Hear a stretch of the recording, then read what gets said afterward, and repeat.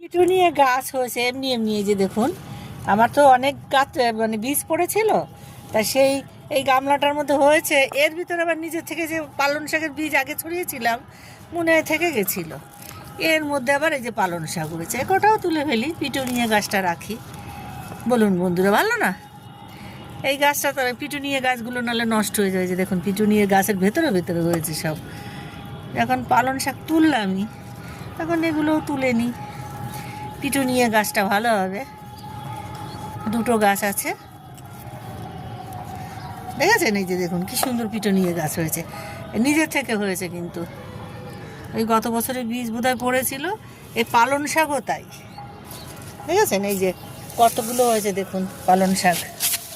এই যে দেখুন বন্ধুরা, দেখেছেন কতগুলো পালং শাক হয়ে গেছে।